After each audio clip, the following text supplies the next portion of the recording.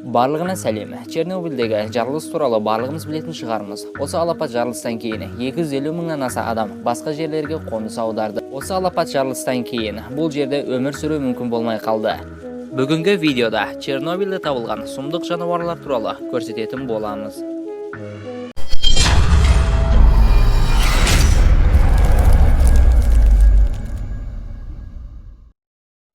Бұл белгісіз жануар электростанцияның жанынан табылған. Достар, бұл не болуы мүмкін? Пікіріңізді комментқа жаза кетіңіз.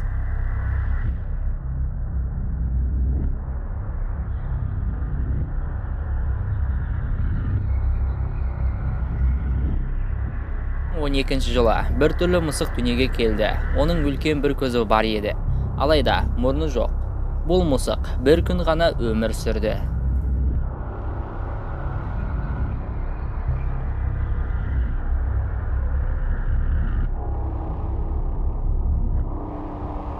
Достар, бір қарағанда бұл жануарды тышқанға ұқсатып жіберуіңіз мүмкін.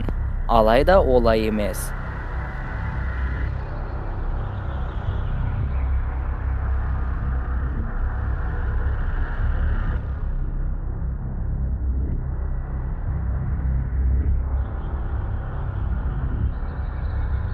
Бұл тіршілік иесі Чернобыльдегі өзеннен табылған. Ол бір қарағанда шаянға ұқсап кетеді.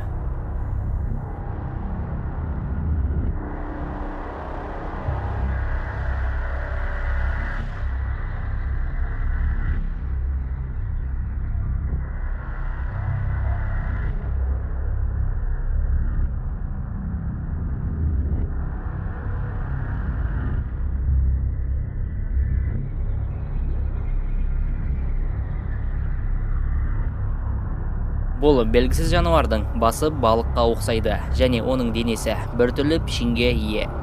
Бұл қандай тіршілік иесі екенін ешкім білмейді.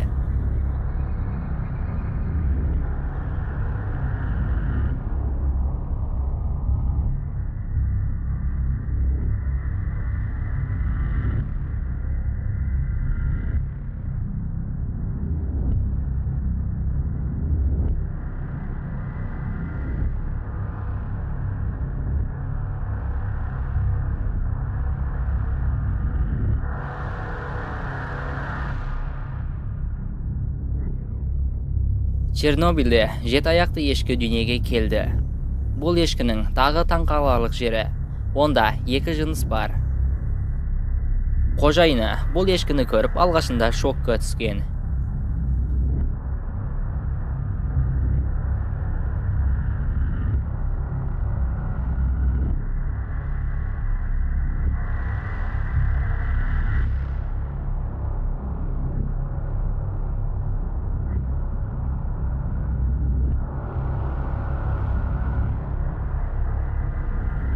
Көріп тұрғаныңыздай, бұл қарапайым балық, алайда оның екі көзі жоқ. Ең таңқаларлық жері, екі көзсіз балық қалай өмір сүруде?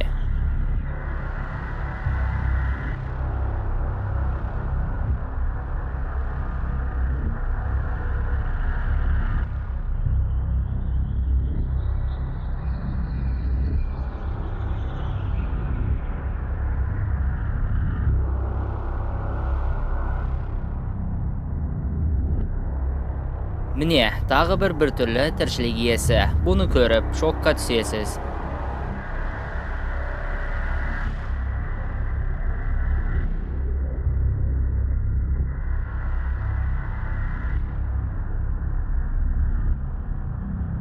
Достар, осымен бейне соңына жетті. Видео ұнаған болса, арнаға жазылып лайк баса кетіңіз.